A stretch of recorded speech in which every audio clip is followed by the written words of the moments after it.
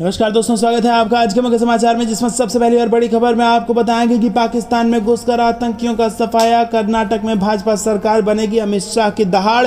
दूसरी खबर में जिक्र होगा कि अमेरिका का सबसे अच्छा दोस्त है भारत, सैकड़ों भारतीयों के बीच बोले व्हाइट हाउस के अधिकारी।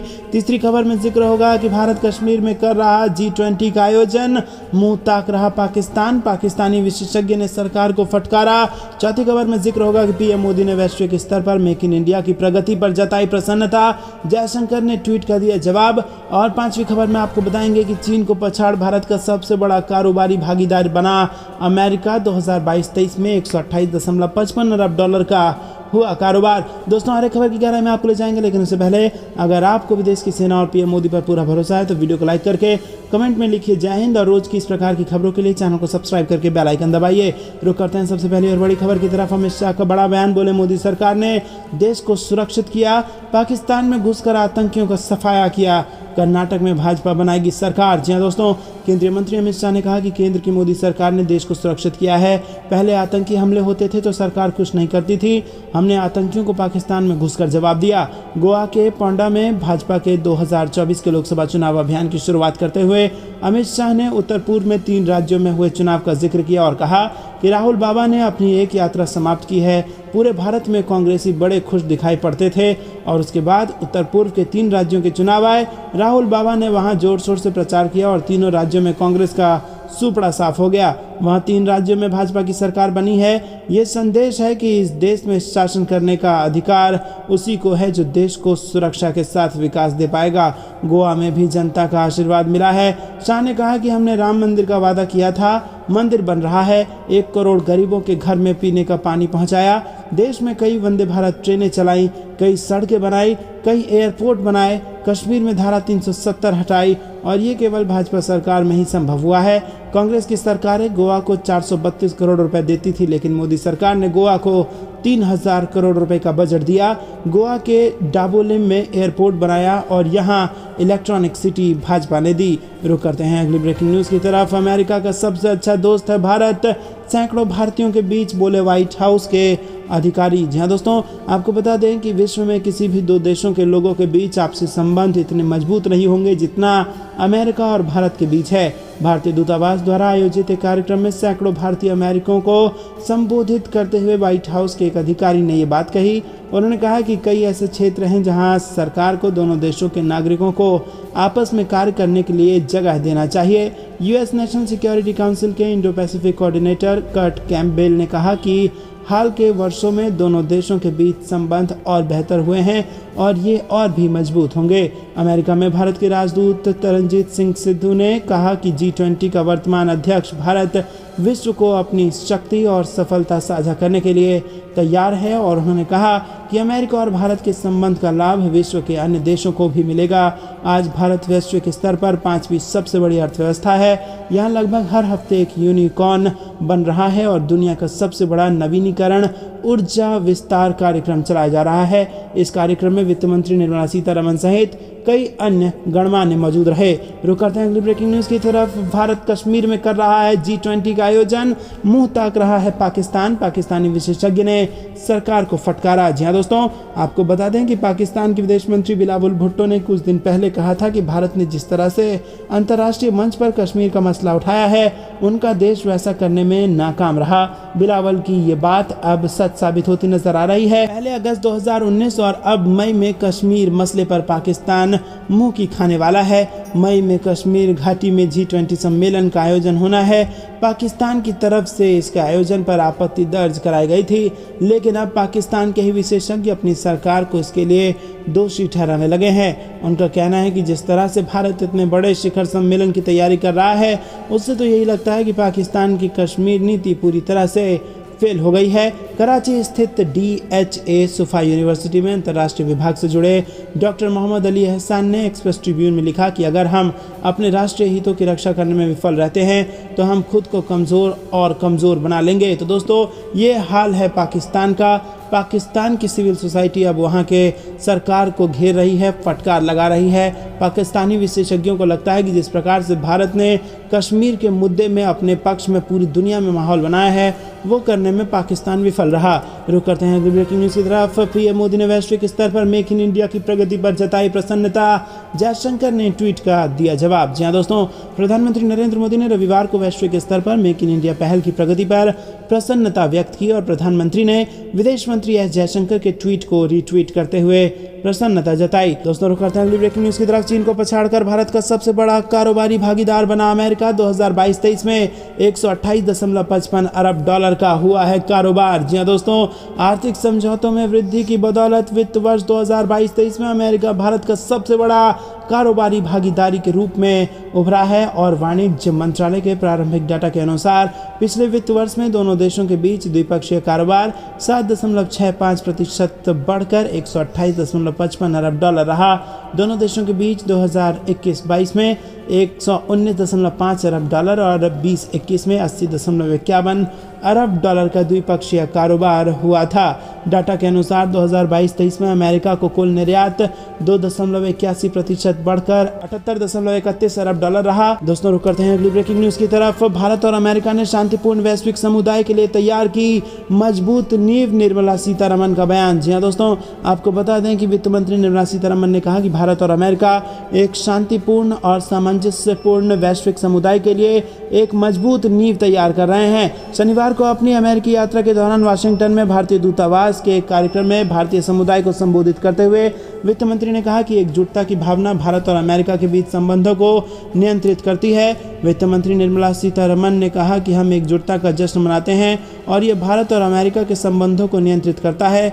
दो लोकतंत्रों के बीच ये रिश्ता सकारात्मक सोच वाला रिश्ता है जिसमें चुनौतियों और आंतरिक समस्याएं भी हैं, लेकिन हम उन्हें खुद पर हावी नहीं होने देते हैं। उन्होंने आगे कहा कि भारत सरकार ने नागरिक संशोधन अधिनियम जैसे कई लंबित मुद्दों को हल किया है और अफगानिस्तान से सिख शरणार्थियों को नागरिकता प्रदान की है। रुक करते हैं अगली ब्रेकिंग न्यूज़ की तरफ। भीषण गर्मी के बीच मिलने जा रही राहत, दिल्ली समेत इलाकों में इस दिन होगी झमाझम बारिश। यहाँ दोस्तों, देश भर के ज़्यादातर हिस्सों में इन दिनों भीषण गर्मी पड़ रही है। अधिकतम तापमान 40 डिग्री से अधिक रिकॉर्ड किया जा रहा है। वहीं 5 ऐसे राज्य हैं जहां पर मौसम विभाग ने हीट वेव की चेतावनी जारी की है। पश्चिम बंगाल, बिहार, तटीय आंध्र प्रदेश में अगले 5 दिनों तक हीट वेव पड़ेगी और वहीं पंजाब और हरियाणा में अगले 2 दिन तक हीट वेव की चेतावनी जारी की गई है और इसके बाद गर्मी से राहत मिल जाएगी।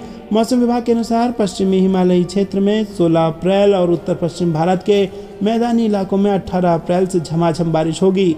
राष्ट्रीय राजधानी दिल्ली में 19 अप्रैल को कई इलाकों में हल्की बारिश का अलर्ट जारी किया गया है और इसके अलावा 20 और 21 अप्रैल को तेज बारिश हो सकती है। ऐसे में अधिकतम तापमान में भी गिरावट दर्ज की जाएगी।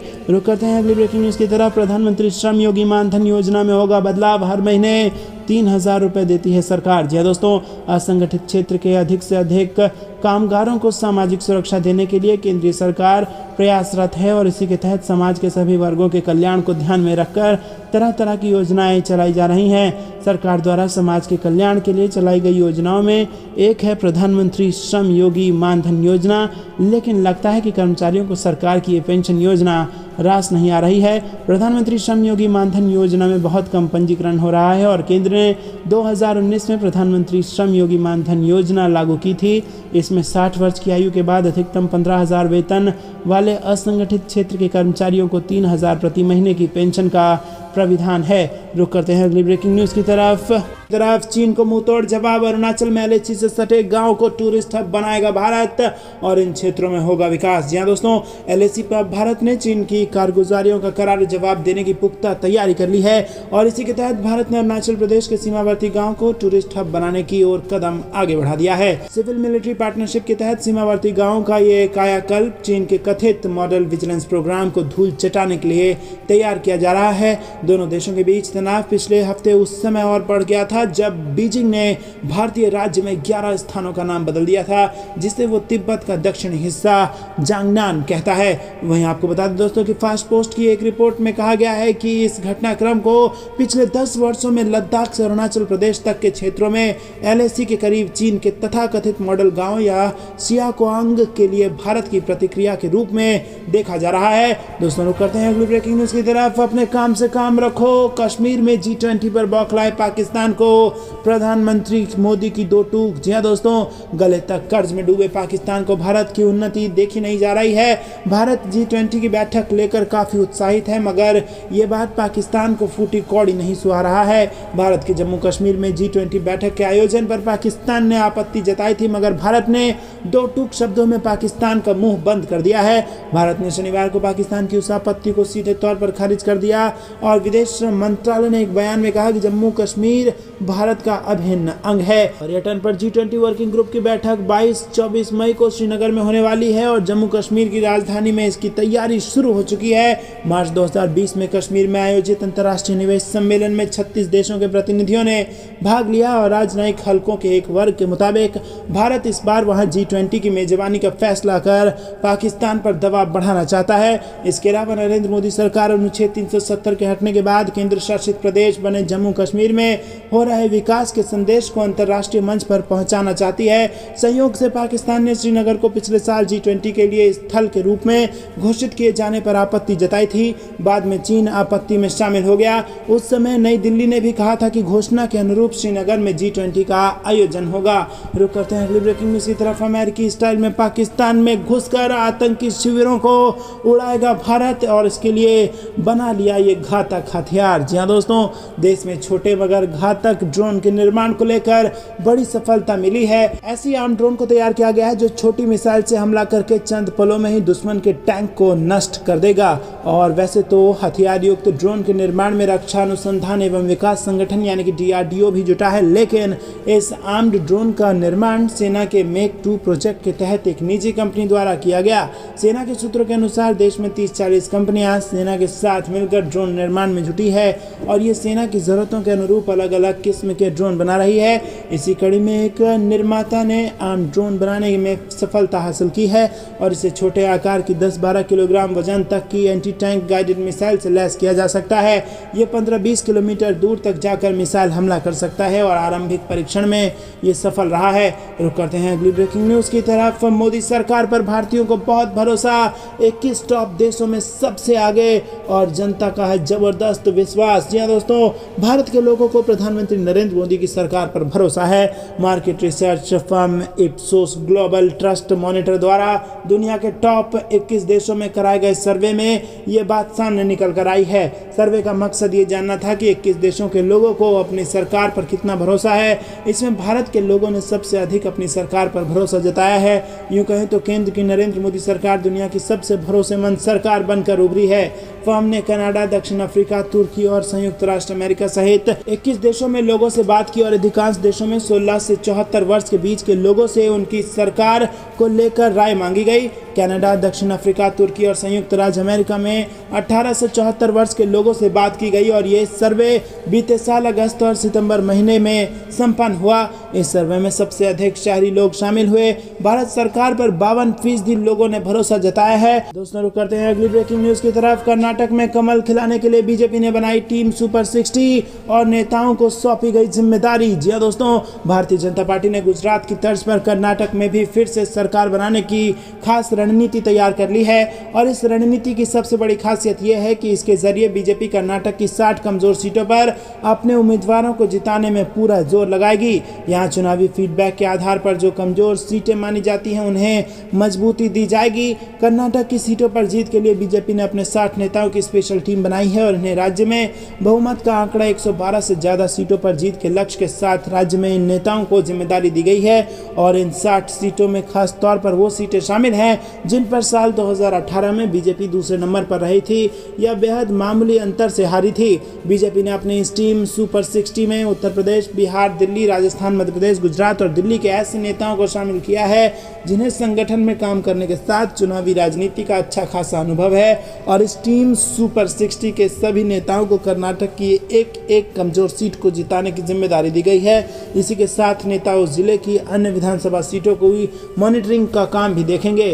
रुक करते हैं अगली ब्रेकिंग न्यूज की तरफ। राष्ट्रपति द्रौपदी मुर्मू के शिमला दौरे को लेकर सुरक्षा के कड़े प्रबंध। जी हां दोस्तों, द्रौपदी मुर्मू 18 से 20 अप्रैल तक शिमला दौरे पर उनका आना प्रस्तावित है। दोस्तों, आपको बता दें इस दौरान श्रीमती द्रौपदी मुर्मू मशोबरा स्थित राष्ट्रपति निवास में ठहरेंगी।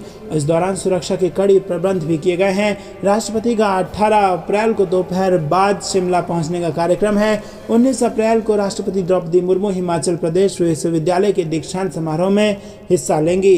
राष्ट्रपति की दौरे को लेकर सुरक्षा के कड़े प्रबंध किए गए हैं और इसके अलावा ट्रैफिक व्यवस्था को सुचारू रूप से चलाने के लिए अतिरिक्त जवान तैनात किए जाएंगे। रुक करते हैं अगली ब्रेकिंग न्यूज की तरफ। भारत में बनेगा 5वीं पीढ़ी का स्वदेशी फाइटर जेट, पीएम के नेतृत्व वाली सिक्योरिटी कमेटी से मंजूरी का इंतजार। जी हां दोस्तों, रक्षा के क्षेत्र में भारत लगातार कीर्तिमान स्थापित कर रहा है। इसी क्रम में अब भारत 5वीं पीढ़ी के स्वदेशी फाइटर जेट बनाने की तैयारी कर रहा है। दरअसल भारत अब 5वीं पीढ़ी के स्टील्थ फाइटर जेट को डेवलप करने के लंबे समय से पेंडिंग प्रोजेक्ट को आगे बढ़ाने पर काम शुरू कर रहा है।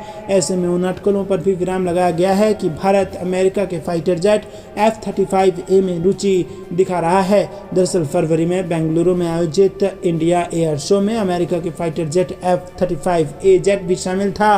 तब से इसे वायुसेना में शामिल करने की अटकलें तेज थी।